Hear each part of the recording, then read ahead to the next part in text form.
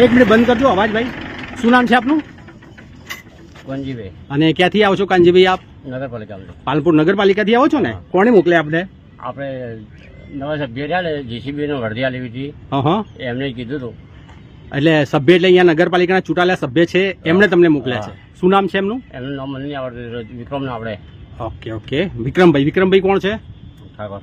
એટલે પેલા જેસીબી ચલાવતા હતા એ રહ્યા. ઓકે. અને નગરપાલિકા તરફથી આપને એ સભ્ય એ અહીંયા આગળ મોકલેલા છે. ઓકે. કેટલી વાર આવ્યા છો આપ અહીંયા આગળ? આટલા પેલા ભર્યો એક જ ને કા અડધું, બસ બીજી વખત નહીં આવ્યા. એના પહેલા હમણાં હું નીકળ્યો ત્યારે પણ તમને ભરીને આવ્યો તો કઈ એક એ ફેરો નાખ્યો અને એક બીજો. અચ્છા, એક પ્લોટ હતો એ કોનો પ્લોટ હતો? એ કોઈ ખબર નહીં, એ સભ્યને ખબર. અચ્છા, નગરપાલિકા સદસ્યને ખબર હે ને? Okay Kanjibhai, thank you. તો દોસ્તો આપ જોઈ શકો છો કે પાલનપુર નગરપાલિકા દ્વારા અંબિકાનગરમાં આવેલા જે પ્લોટ છે, કોઈના માલિકીના પ્લોટ છે, એને પણ એના અંદર ઠલવાયેલો કચરો અને કાટમાળ ઉપાડીને અહીંયા આગળ નગરપાલિકાના સાધનો દ્વારા અહીંયા રામલીલા મેદાનમાં ઠાલવવામાં આવે છે. અને આખું રામલીલા મેદાન જે ભરાઈ ગયું છે એના જવાબદારો, જે કોઈ જવાબદારો હોય, હાલ તો તમે જોયું કે નગરપાલિકા તરફથી આ બધું ઠાલવવામાં આવ્યું છે.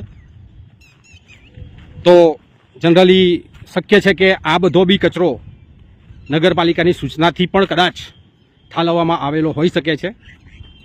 પરંતુ આ જે જગ્યા છે એ રામલીલા મેદાન, એ ચીફ ઓફિસરને અમે પૂછ્યું તો એમણે અમને જવાબ આપેલો હતો મૌખિક કે આ જે જગ્યા છે એ મામલતદાર શ્રી અંડર આવે છે.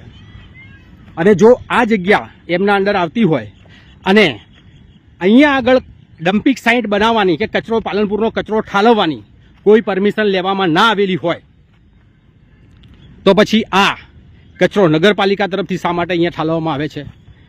શું મીરા ગેટ કે માલણ દરવાજા પાસે જે નગરપાલિકાની મોટી ડમ્પિંગ સાઇટ છે ત્યાં આગળ ઠાલવવામાં શું પ્રોબ્લેમ છે એમને? થોડાક સમય પહેલાં 2 ટ્રેક્ટરો દ્વારા અહીંયા આગળ કચરો ઠલવાતો હતો, જેમાં વિદ્યા મંદિરનો કચરો અહીંયા આગળ ઠલવાતો હોવાનું એના ડ્રાઈવરે આપણને કહ્યું હતું. પરંતુ આજે અને એ પછી અમે પોતે નગરપાલિકામાં જઈને વાત કરી ચીફ ઓફિસર અને પ્રમુખશ્રીને, તો એમણે પણ એ કચરો પોતાના તરફથી ના ઠાલવતા હોવાનો જવાબ આપેલો હતો અમને.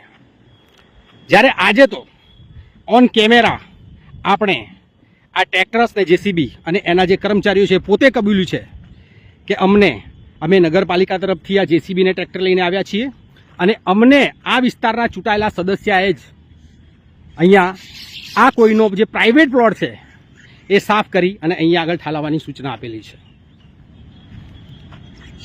જોઈ શકો છો આપ દોસ્તો કઈ હદે અહીંયા ગેરરીતિઓ ચાલી રહી છે. Thank you so much.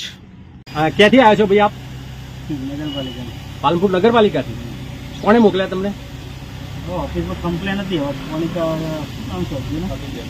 ફલીબેનની complain. ફલીબેન કોણ? ફલીબેન કોર્પોરેશન અહીંના નગરપાલિકાના કોર્પોરેટર છે ચૂંટાયેલા એ ફલીબેન, મતલબ પ્રફુલ્લાબેન પટેલની વાત કરો છો?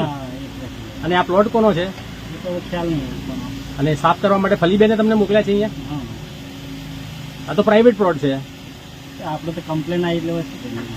અને તમે નગરપાલિકા તરફથી આવો છો ને? જેસીબી નગરપાલિકાનું છે ને? અને ટ્રેક્ટર પણ નગરપાલિકાનું? ટ્રેક્ટર નગરપાલિકાનું છે. અને આ બધું નાખો છો ક્યાં? ડમ્પિંગ નાખશે. કઈ જગ્યાએ? ડમ્પિંગ માલણ દરવાજા. અચ્છા, માલણ દરવાજા નાખો છો? સર, પાલનપુરના વોર્ડ નંબર 6માં એક પ્રાઇવેટ પ્લોટમાંથી નગરપાલિકાના જેસીબી ને ટ્રેક્ટર દ્વારા કચરો આપે જે અત્યારે રજૂઆત કરી કે જે રામલીલા મેદાનમાં જે કાટમાળ નખાઈ રહ્યો છે એ નગરપાલિકામાં ચોમાસા દરમિયાન જ્યાં ખાડા પડે અને તાત્કાલિક રસ્તાઓ પૂરવાની જરૂરિયાત ઉપસ્થિત થાય એ ધ્યાને રાખી અને આવો કાટમાળ એકત્રિત કરવામાં આવતો હોય છે, જે રોડથલ ને એ બધું કે જેના કારણે નગરજનોને તકલીફ ના પડે.